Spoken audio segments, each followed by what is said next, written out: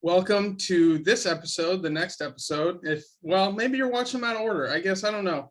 Welcome to this episode of Man Buns and Jesus, which is now, episode 4? It is episode 4, right. And it's the third episode with this title. So with that, to introduce our topic for today is Ben Olschlager. I really hope the videos record in this order, so I'm pointing at him and not just pointing at the side of the screen. I mean, for me, you're pointing under me. I don't know. Anyway, thanks, Josh. Good to be back for week 4. This is probably the longest that I've committed to anything like this in a while, so this is good. Today, Josh and I are copping out since Thanksgiving week, and we're going to talk Thanksgiving.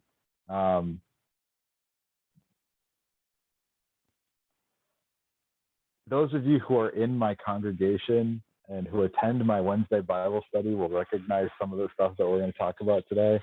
But specifically, today we want to focus on, why do we give thanks? What's the purpose of giving thanks? Is it a command? Is it a feeling? Is it, what is it? What is thankfulness? What does it mean to give thanks? Because it can honestly be sometimes a difficult thing to talk about, especially when you're going through just the messiness of life, grief, doubt, despair. Those things make it really hard to be thankful. So when Scripture says, to rejoice in the Lord always, or to give thanks in all circumstances, how do you do that? And so we're going to try and tackle these and other deep theological questions with, I don't know. And probably talk a little bit of crap. Yeah, probably. But it's almost inevitable when you put two of us together. So. Yeah. So yeah. Josh, when we started thinking about like what this was going to look like, what traditionally is kind of your impression of the way that we as Christians give thanks, and why is this an important thing for us to talk about? So when I think give thanks, it's something that for me, I guess it's very closely related to people's love language, right? Because people have so many, when I'm just thinking of like relationships between people, how do you thank people for things they've done, for things they've given you, whatever. Some ways of thanking people are, I would say, more or less appropriate depending on the person. For example, I know a lot of people who really profoundly appreciate a handwritten thank you note. And if I get a handwritten thank you note, I think, that's nice, and that's the extent of the impact it has on me. And it's not to say, like, I recognize that I'm being shown gratitude and there's an appreciation there, but that's not, I guess, my thanks language, right? Whereas, like, if someone did something for me, maybe I'll write a thank you note, maybe I'll get them a gift, like a little something. Maybe I'll just take them out and say, hey, let's grab dinner or something. Like if we weren't so many hundreds of miles apart, Ben, as a thank you for doing this, I'd say, hey, let's go grab burgers or something. So when I think of things, I actually think it's really, between people, it's very closely linked to who is the person, right? Because if you're genuinely thinking, how can I show gratitude for someone, it's kind of worth putting at least a little bit of effort into thinking, like, how are they going to, what's going to be the most appreciated form of gratitude, right? And not to be crass, but like for some people, it's a check, right? Some people it's gifts, some people it's thank you notes, some people it's a pat on the back. It depends on the person. And I think that's interesting when we start to think about, well, how do we give thanks to God, right? Because it's so different. And I think there are kind of these two extremes, maybe, where one is like, God doesn't need anything from me. And so like, what am I going to give him in thanks? But then there's another extreme where like, he has all he needs, or he's given everything to me, so I've got to give everything back. And I think this is one of the few circumstances where maybe an extreme isn't bad, right? If it's that extreme view of God has given me everything, so I kind of owe him everything in thanks, whether that's praise, whether that's our resources, our time, our relationships, like, because we are called to live in such a sacrificial way that everything we have is ultimately used for his mission, for his ministry. So I guess those are kind of my initial thoughts on like, what does Thanksgiving look like? And I think it is radically different between people and then between us and God. It's a different look. So something that you were hitting on, well, okay, so two thoughts. One, when you were talking about getting a thank you note, I love getting them, but I also really struggle at reading cursive sometimes, depending on when the person learned how to write in cursive. And so half the time, like I get cards from one of my aunts in Minnesota from time to time, and she writes in cursive still. And I've gotten pretty good at reading her handwriting. But there are other people that when I read their cursive, like, and I get a card similar in length, it will take me, even though it's like a paragraph, take me 10 minutes to try and parse through like all of the letters. So I got a story for you on that. I learned print.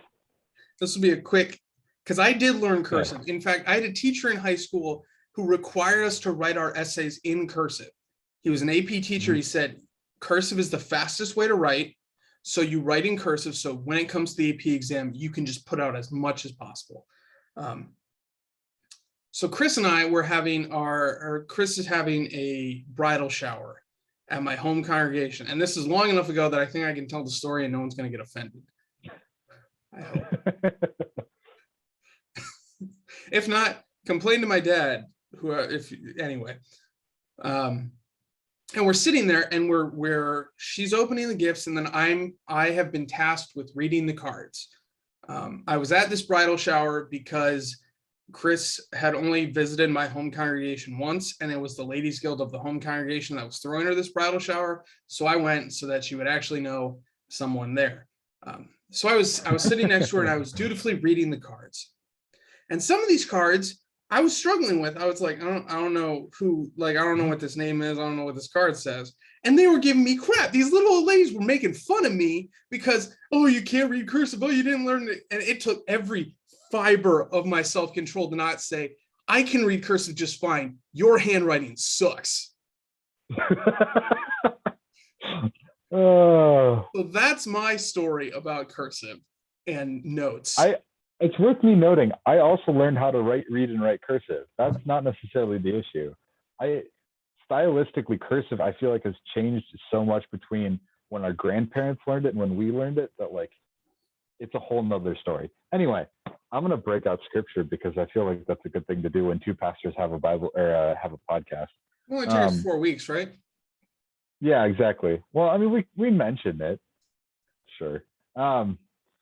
So you were talking about how radically different it is to give thanks to God versus giving thanks to people, and how with people we have this like language of thanksgiving, and with God, it's just incomprehensible to be able to thank the creator of the universe, right? It's so, like a kid drawing a picture to thank their parents. Yeah, exactly. I got a really, really cute picture. I'm trying to see if it's around my desk somewhere. I got a really cute picture from one of the kids in my congregation on Sunday, and like I was touched. It's not good, but I was touched. You know, like it's the thought that counts, and especially when the kid's 5. Like That's awesome. I hope that I kid love doesn't that. watch this podcast. You just shattered his or her world. I won't tell him. I won't tell him. Kid, if you're watching this and you need me to come over there and beat him up, you just let me know. Anyway, so on the topic of how do we thank God, one of the things that I kind of brought up in the Bible study that I was teaching today, related but not same topic. This is a passage from 1 Chronicles 20. Oh, I think my headphones just gave up. 1 Chronicles chapter. Oh, we're good. Okay. So from First Chronicles 29, chapter 29, verse 14. But who am I, and what is my people, that we should be thus to offer willingly? For all things come from you, and of your own we have given you. So this is David in the midst of talking to the people about the offerings they give to the temple, and his prayer before God, bringing those offerings to him. And he's kind of admitting and acknowledging in the midst of the people of God and before God in his presence, look, hey, there's nothing that we can do to give thanks that you haven't already done for us first. Like, all we can do is give of what you've given us. And I think it's kind of interesting that you take that, and then you also have, this is going in a completely different direction for a moment, but I promise we'll get back to the same point. If you have somebody who wants to give thanks for the blessings that they've been given, but they don't necessarily, if they don't have a religious background and they don't have someone to give thanks to, who are they going to give thanks to? It's going to become a self-righteous thing. It's going to become a pride thing, right? This claim that David is making, that in order to give thanks or to make offering to God, we have to give back to him what is given to us, I think runs completely counter to the natural human inclination to be prideful for the things that we have. So human sin tells us, I've done this. Thank you, me, for working this hard to get this to this place. Christian faith and the spirit of God working in our hearts tells us, not bend the knee. This has all been given to you. Give thanks to the Lord always. Yeah. So I think the natural question is then, well, what does that look like? And I think, well, we can put our hands up, but I mean, there are some answers, and I think there are some good answers, right? Because if we look at the scripture, and I'm not going to cite a specific passage, I'm talking about like the body of scripture, the entirety of scripture. And we kind of look at it together and we trace this character of God, who God is, what he has done, and what he consists, especially in the Old Testament, what he consistently calls his people to be. I know I said I wasn't going to bring in a specific passage, but turns out I was wrong. I'm going to. So here, this is Deuteronomy chapter 26. This is a conversation about tithes. And the reason I can pull this verse out of thin air is because I'm preaching on it this weekend. So if you so it'll be last weekend for everyone listening to this next week, though. Yeah. Well, also I'm going to like the next verse beyond what. So he's talking about tithes. This is Moses instructing the Israelites. Here is how you give back to God. He kind of starts. He reminds them, like, when you come before the priest and you are giving your tithe, you are giving your offering to God, your first fruits to God. You start by he says, you shall make a response before the Lord your God. A wandering Aramean was my father. He went down to Egypt, sojourned there, and he tells the story of the Exodus. So he says you start by acknowledging what God has done for you. So when we think, and he does this over and over again, he's like, acknowledge almost every law or every feast that Israel's instructed to keep. God says, this is to remember what I did for you. So when we look at the character of God, the character of what God wants his people to be, I think the first part of Thanksgiving is acknowledging that we have something to be thankful for, which is kind of at the holiday that we're celebrating, Thanksgiving. You can have a discussion about where it comes from, or, I mean, it's a civic holiday, whatever, but it is kind of nice to have this day we set aside during the year to say, like, remember you have things to be thankful for. Because I don't know how many opportunities we have, like, carved out of our daily lives to just reflect on things that we've been given. So that's kind of where this passage starts, and then it goes on. He says, "Now I bring you the first fruit of the ground, which you, O Lord, have given me." So after there's this recognition, which we also do on Sundays, right? In worship, we recognize, we reflect on everything God's done for us. There is this reality of gift. So, and the connection would obviously be to give generously to the church, or I kind of put this in a category, or other, like, like if someone comes into me and they say, I'm not giving to the church, but I am tithing to, say, Corona Life Services, which is a nonprofit near here that helps support families in need. Like, I do believe that you're giving back to God. And that's enough of that discussion. But what I'm building to here is in verse 12. When you have finished paying all the tithe of your produce in the third year, which is the year of tithing, giving it to the Levite, the sojourner, the fatherless, and the widow, that they may eat within your towns and be filled. Then you shall say to the Lord, I've removed the sacred portion out of my house, and I've given it to the Levite, the sojourner, the fatherless, and the widow. So when we're saying, how do we give thanks to God? We have praise and acknowledgement of what he's done. We have giving. We have this reality that we give resources, but there's also, who are we caring for?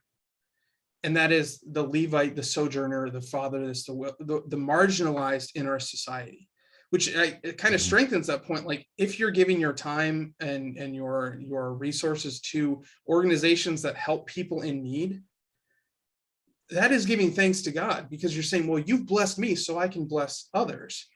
And another just example is I know someone who, first of all, they make a point of being very generous when they tip their servers. So even if they get the wrong food, they're tipping over 20%. And they write on the receipt, God blessed us, so we can bless you. Because that's, I think, another way we give thanks to God is that we serve his people. Dr. Bierman at the seminary, he said something at one point. It's because we serve God, because we give thanks to God, the neighbor is enthroned in our lives. So that's also like the important points of my sermon this weekend, I guess. So I guess to summarize then, you would say that there are two aspects of giving thanks to God. One is the giving back to him what he's already given to us, and acknowledging his place and responsibility in provision and caring, right? Then I think the second piece then would be generosity, especially towards those who are ostracized, outcast, in need, and People don't have other people to take care of them. Yeah, and I think I had a train of thought, and I think it might have left me. So if I cut you off, you go ahead and continue. I didn't really have any follow-up to that. I guess then, like, so we have this, I hesitate to call it a command because I don't think it's necessarily that. I think it's more just a kind of an outpouring of our Christian faith that is thankfulness. It's guidance for our response, right? We're given this incredible Yes, gift exactly. in Jesus and in all the material gifts that God gives us. And there is, I think, a natural inclination to, well, how do I respond? How do I give thanks? So God's like, well, here's how you give thanks. Yeah. And I think, and I found my train of thought. This is it intersecting again. Okay. I think this is actually pretty natural to us, right? Where we're giving back both kind of directly and then also with how we then go out and live. And I'm going to take the example, like, if, say you give to someone who's in need, and like I've heard this story before, so I'll use this story. Like you give to someone who is, they're homeless, they're begging outside of a drugstore or whatever, and they immediately turn around and use that and they buy a couple of packs of cigarettes. The response is how ungrateful of them. Like I've heard that kind of comment before. So I think there's this natural thought of like, if I'm giving something to you, then you should kind of like your behavior should reflect my values, or that my resources should be you. And like people get touchy in the church because they give to the church and the church uses money in a way that they wouldn't have chosen. And it's like, well, this is my money. You should use it how I want. And we're not going to get into kind of the sinful attitude of that because it's not your money. You were just a steward of it for a little while. Everything's God's. But there is this inclination to, all of this is God's anyway. So how we use it should align with his values, which are values of generosity, of care, of compassion, of protection of the weak and the marginalized in society. We should have invited Jeff Tucker as a guest host on this show, on this episode. Yeah. If only we did more planning. You know, I think our 30 seconds of planning in advance of every episode is plenty. I think it's plenty. But we just didn't get Jeff Tucker on. Decide. That would be fun at some point. Shoot, now my train of thought left the station. We're on a roll here. In case you've never met either of us, we are both just scatterbrained, just in regular conversation as well. Yeah. So sometimes it leads to incredibly interesting conversations where we're on the same, like we're clicking along just fine, and other times it's just like, gosh, squirrel, constant, like just constant searching. Shoot, where was I going to go? Well, I don't know where you were going to go, but I think a good place for us. So we've kind of talked about, well, what does it look like to give thanks to God? So let's talk about the holiday of Thanksgiving, right? Sure. And I'm going to speak first because I feel like you're going to have something much more wiser and put together and encompassing to say. But I think, I don't know, I have two like battling opinions about Thanksgiving. The first is that it's not, first, it's not a Christian thing, right? Like the church fathers never celebrated Thanksgiving. Now, I think maybe it's something we can co-opt, like we can take advantage of the fact that you have a day off and maybe can spend some time with family, to take that time and reflect on all that God has given you. So I'm not saying it's like useless or whatever, but I think we have to guard against it becoming the exact opposite of what it's kind of supposed to be, right? And kind of being co-opted by the big meal and the stress of travel plans and the football games and Black Friday, which is the next day. In case you were unaware of that, it's kind of a big deal. Amazon's already on fire with their it's Black Friday, early Black Friday deals. Here's $1 off something you don't actually need.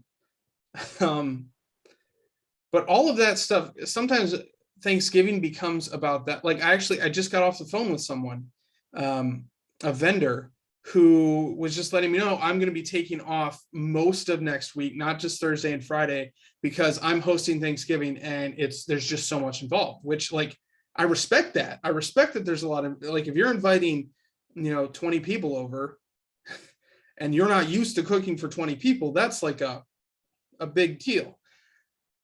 But we're missing the opportunity to reflect on what God has given us if it's all about the stuff. Like we're missing the big picture there. And I think you're walking the right path. I don't know if you go far enough based on what I've been kind of musing about. Spilling the secret here. Push me down the path, man. Sure. So I did a Bible study today. I've been kind of studying on this for the last week or so, on kind of the benefits and the drawbacks of actually celebrating Thanksgiving as a quote unquote church holiday, right? It shows up in the lectionary, in our assigned readings. There's churches across the United States that have services on the morning of Thanksgiving or on Thanksgiving Eve. And it's become a church holiday. So I too, like Josh, have feelings for it and against it. I think for it, the easiest and most obvious thing is like, yeah, this is a holiday that espouses a Christian virtue. Thankfulness is something that we're called to as Christians. Cool. That's something that we can lift up. It's an opportunity to get together with family and friends. It's an opportunity to, live out your vocations and be in and amongst the people that you love. It's an opportunity to give witness faithfully by showing up to a worship service about thankfulness, and giving thanks to the giver instead of to the gift. Then on the negative side, I think Josh, you said that the trap was what Thanksgiving can kind of become about, which is the stuff. And I think really the trap of Thanksgiving is Thanksgiving itself.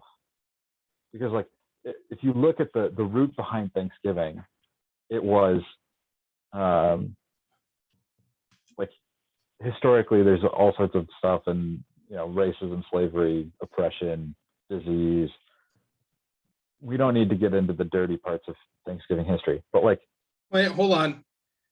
If you're listening to this podcast and that comment kind of like set you off, then you're like harumphing to yourself, take a second. Let's refocus. Continue, Ben.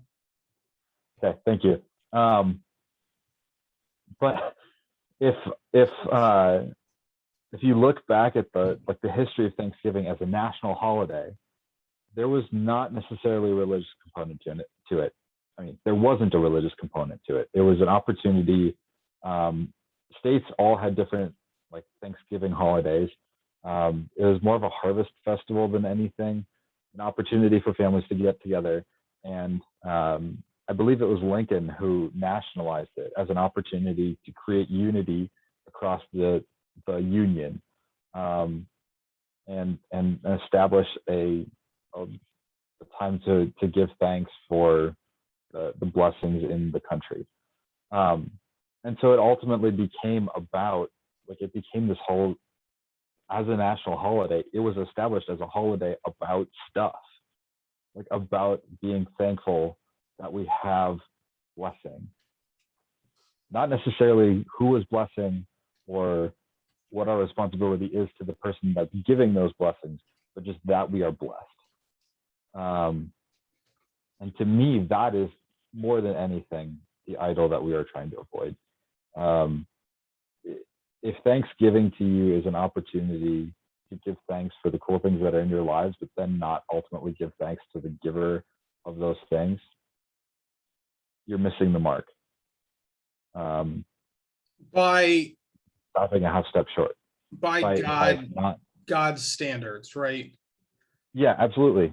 Absolutely. By the standards of our country, like you are, whew, you are You're saintly. hitting the nail on the head. You're hitting the nail on the head. Yeah. Look But how cool my by stuff is, God's standard, guys. by God's standard, and even in our witness, you're falling a half step short, because you're not actually saying God is the most important thing, and He's the reason that we're giving thanks today. You're saying, I have all this cool stuff. Look at all this cool stuff I have. You're trying to do it as a humble brag, but you're still doing it. And realistically, like, to the people around you, you appear as a jerkwad. I was censoring myself there. Good job. I was like, what Thanks, word does Josh. he want to use here? Yeah, no, you make a poor name of yourself. You make a poor name of Christianity in general when you espouse any sort of like prosperity kind of theology. And I think Thanksgiving can be an incredibly easy trap for that kind of thinking. I think I'd be interested to see, and maybe this is a challenge for you as a listener, because I think I've seen it before, and I would see it again if I was active in this world. But the Thanksgiving posts on social media, on Twitter, Mhm. I think I've seen them on Twitter before. I haven't been on Twitter in a hot minute. On Facebook, like, I'm so grateful for, and then you list a bunch of stuff, and I think those range the gambit, because I think some of them are kind of what you're talking about, where you're just you're kind of annoying. Anyone who sees it is going to roll their eyes at you, Mhm. and that's because you're saying, like, I'm thankful for my house, my car, my, like, all your stuff. Mhm. So I would say that's kind of like on this end that you don't want to be at. And then probably somewhere in the middle, a little more wholesome, is like, I'm really thankful for the people in my life. So I'm thankful Mhm. for my parents, my kids, my family, my grandkids, like, whatever. Which, like, it's wholesome, and it's like, I don't think you're going to send a bad message with that. But I think, Ben, you're exactly, maybe you're not a half step short, you're like a quarter step short on that one. What I think would be the most, I guess, appropriate thing would be to put out there, like, God has really blessed me. And if you really feel the need to go forward, you can say, God's blessed me in these ways. But um, I think that would, if you're listening to this and you're one of those people who is active on social media, um, that would be a challenge I would put before you this Thanksgiving, is make your post about Thanksgiving actually giving thanks to the person who deserves it. Um, Mhm. And just a quick because side note yeah, on your quarter step short. I think that the reason that even that is, I mean, like you said, I think it is probably just a quarter step short. But even the reason that that kind of post is problematic is, if you're giving thanks for your family, spouse, kids, the people in your lives, imagine looking at that as somebody experiencing a deep sense of grief or loss at the recent loss of X.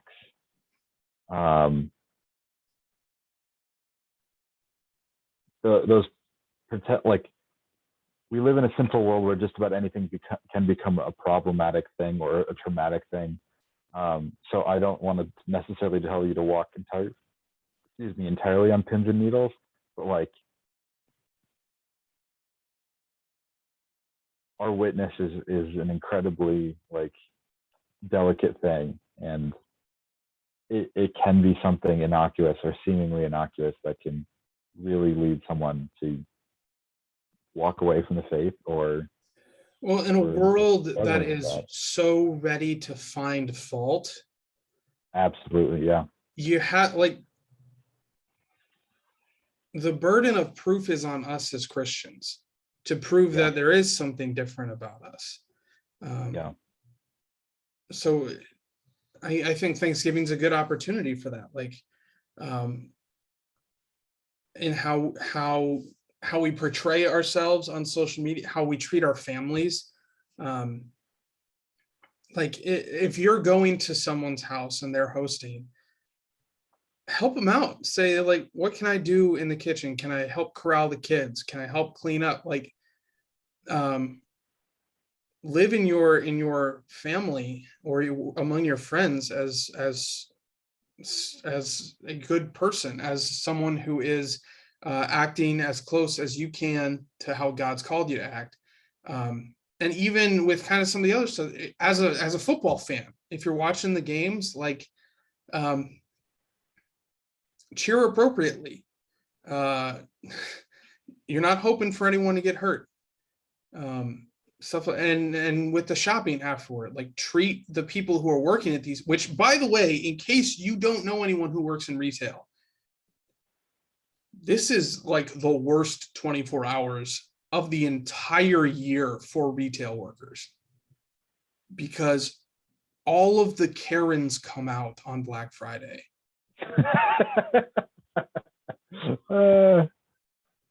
We apologize to all Karens who happen to bear that name that aren't the people about who we are talking. Correct. I have an Aunt Karen. I love her to death. She's not a Karen, but same. I honestly same. Yeah. But so, like, when you're out Black Friday shopping, if you still, for whatever reason, don't do it online, be patient and kind to people. Like, if there's one last item of something and someone else is going for it, or like you get it and then someone's like, oh man, that was the last one, give it to them. Like, talk about a radical witness, because half of you listening to this are like, you're nuts. Why would I do it? And when you deal with those employees, do so with kindness. I mean, just basic kindness. Use please and thank you. Recognize that they're a human being who is sacrificing their holiday experience for you. And then we can say, well, they're getting paid and it's their job, and hopefully they're getting some sort of bonus as well. If you want to keep your retail job, Black Friday is not optional for you. Mm-hmm. So, and for those of you that go shopping on Thanksgiving, I shake my head at you. That's it. Well, what counts as Thanksgiving? Does 11 o'clock at night count as Thanksgiving? Does midnight? Like, where do we draw the line? Wait at till midnight? a reasonable hour of the morning on Friday and then go shopping. If you don't want to be up that early on a standard day of the week, then don't make other people get up that early. If you can't get up that early for church, you shouldn't get up that early for shopping. Oh, yes. Yes. Get him, Josh. We got way off track here. I mean, it's still all centered around the, like, where I can tie it all in a neat little bow. We talked at the beginning about part of the way we thank God is with how we treat others, with our actions in his creation. So all of this stuff fits, man. All right. We're on topic, okay? Mildly. You give me enough rope, I can connect any two topics. That's fair. That's fair. Should we give our concluding thoughts here and wrap this puppy up? Yeah. We've now run the gamut from how we thank God to how we treat people on Black Friday. So I think we've actually moved off of Thanksgiving to a whole different holiday. The holiday of consumerism. I'm ready. You want? I can. No, we're not going there. We're not going there. Hold on, let me add that to our potential topic. But consumer. Oh gosh. Okay. Backspit consumerism, and we'll just throw in materialism too, just for kicks. Yeah. Yep. So my take, if you are listening to this podcast, you're watching this podcast, and you want to know, what does Josh want me to take away from this rambling wreck of a thing? I think my biggest takeaway would be that part of the way we thank God is with our actions and with acting in ways that he would have us act. So if you've been blessed by God, and honestly, if you think about it for any length of time, you should be able to recognize you've been blessed by God. If for no other reason than you are promised eternity with him because of Jesus' sacrifice. Like, we all have reasons to be thankful to God. So if you're in that space where you're like, well, how do I do that? My takeaway for you would be live in the way that he has called you to live. I think my takeaway is probably kind of along similar lines, but more kind of from the angle of what do we do with this holiday called Thanksgiving? And I think if I have a takeaway for today, it's that Thanksgiving as a holiday is cool. It's an opportunity to talk about a Christian virtue in the public space. But let's also remember that this is an opportunity for us as Christians to give witness in an interesting way. And I think let's use this opportunity to proclaim the greatness of God, actually give thanks and praise to him on this Thanksgiving. And remember that we aren't without him. There was no word dropped there, just in case you were curious. Without God, like, we have nothing. And so to give thanks for what we have is just to give thanks to God, because it's all from him in the first place. And let's let that be our witness and be our focus. Yeah. So as we close the content of this podcast, just a couple prayer ideas for you. You listening, not you, Ben. I mean, Ben, you can pray about it too if you want, but as you pray to God, just recognize all the things you have to be grateful for. Spend some serious time in a prayer of thanksgiving. Maybe pray some confession about times where you have had the attitude of, well, like, look at me and all the stuff that I've done for myself. Look at how I've pulled myself up by my bootstraps, and you don't give credit where credit is due, and that credit is due to God. And I think something else that it's not out of bounds to ask is ask God to continue to bless you. Ask him to work in your life, to bless your family, to bless your Thanksgiving experience, to bless the meal, that it doesn't add too much to your waistline. Because it is okay to pray for those things. Yeah. So that is the conclusion. Those are the prayer thoughts we have for you today for this episode 4 of Man Buns and Jesus, or I guess episode 3 of Man Buns and Jesus, episode 4 of our podcast in general. So some shameless plugs. Shall we shameless plug? Yeah, shamelessly plug. Okay. Where can we find you, Josh? You can find me at Edgewater Lutheran in Eastvale, California. If you're looking for a church home in Southern California, please connect with us. And also, we have a ton, no matter where you are, I would encourage you to find a local church, because those relationships are crucial. But if you're looking for materials, we have daily video devotions, we have written devotions, we have reading plans, we have this podcast. Like, go to edgewaterlutheran.org, and we got stuff for you. We got a ton of stuff for you. So, what about you, Ben? Where can they find you? You can find me. I'm the pastor at Good Shepherd Lutheran Church here in Lake Orion, Michigan. We are on the northern edge of the Detroit suburbs. So if you are looking for a home in that church or in that geographic area, I'd love to talk to you. But also, just as a resource, feel free to reach out to either Josh or I through our churches.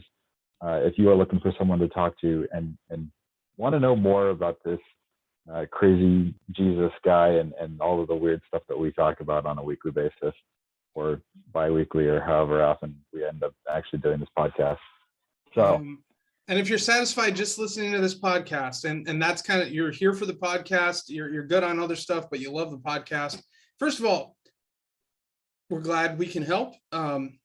we're not opposed to some validation. So if you want to hit a like or a follow on whatever, we're on Spotify, we're on Podbean, we're on YouTube.